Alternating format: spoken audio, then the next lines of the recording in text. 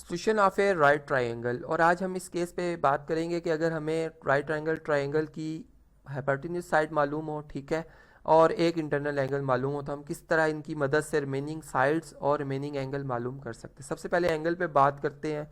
जैसे कि हम जानते हैं कि एक ट्रायंगल के तीनों इंटरनल एंगल का सम होता है जी 180 डिग्री, ठीक है। और हम ये भी जानते हैं कि राइट एंगल ट्रायंगल में हमारे पास जो अदर देन 90 डिग्री एंगल बनते हैं ये एक्यूट एंगल्स होते हैं और ये कॉम्प्लीमेंट्री एंगल्स भी होते हैं। यानी अगर सी एंगल की मेजरमेंट 30 डिग्री है तो बी एंगल की मेजरमेंट फिर इसका कॉम्प्लीमेंट यानी 60 डिग्री होगा, ठीक है। यानी इनका सम फिर 90 डिग्री आ जाता है। इसी तरह से अब हमारे पास जो रिमेनिंग साइड्स हैं अब उनको मालूम करते हैं। देखें, साइड्स को मालूम करने के लिए हमारे पास अब डिफरेंट यानी मेथड्स, डिफरेंट टेक्निक्स हैं।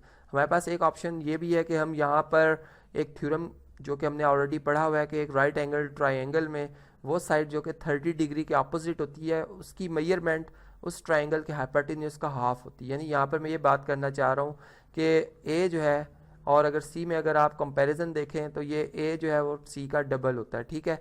और अगर यहाँ से हमने सी मालूम करना हो तो हम आसानी के साथ ए का हाफ यहाँ पे कर लेंगे, यानी 2 से बोथ साइड पे डिवाइड कर देंगे। तो यहाँ पर अगर आप देखें ए हमारे पास 5 है, 5 का अगर हाफ किया जाए तो सी की वैल्यू आसानी के साथ मालूम हो जाती है जो कि 2.5 सेंटीमीटर है, ठीक है।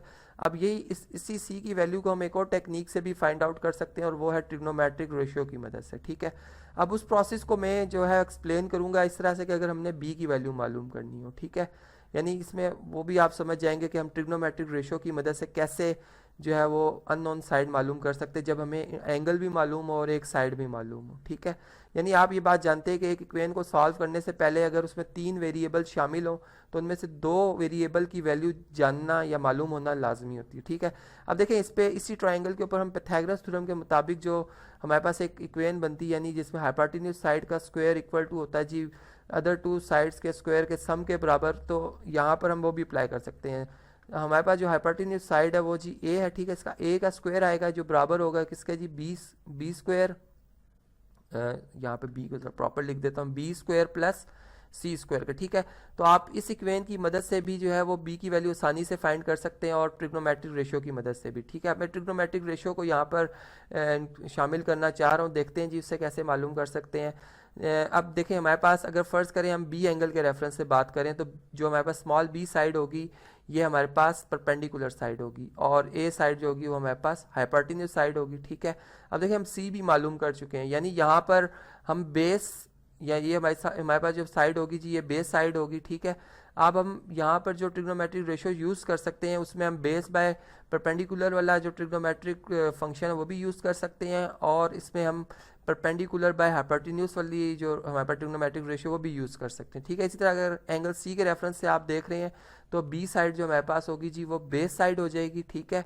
और फिर उसी के हिसाब से जिस तरह से मैंने आपको बताया कि हम बेस बाय हाइपोटेन्यूज साइड वाली जो हमारे ट्रिग्नोमेट्रिक रेशियो वो भी यूज़ हो सकती है और बेस बाय परपेंडिकुलर या परपेंडिकुलर बाय बेस वाली जो ट्रिग्नोमेट्रिक रेशियो वो भी यूज़ हो सकती है, ठीक है।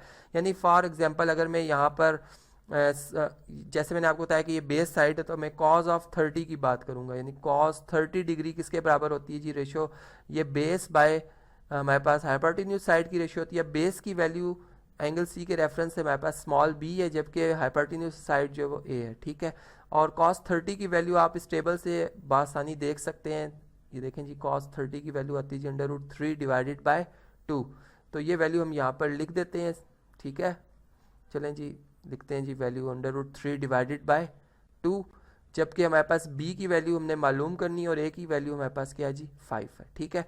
अब आप देखें यहाँ से 5 हम बासानी क्या कर सकते हैं जी बोथ साइड पे इसके जो 1/5 का मल्टीप्लिकेटिव इन्वर्स है 5 इससे मल्टीप्लाई करके 5 को यहाँ से कैंसिल आउट कर देंगे और यहाँ पर जी हमारे पास जो b की वैल्यू आएगी वो 5 × √3 डिवाइडेड बाय 2 आ जाएगी और इसके साथ यूनिट भी शो कर देते हैं जी सेंटीमीटर्स में आ रही है, ठीक है।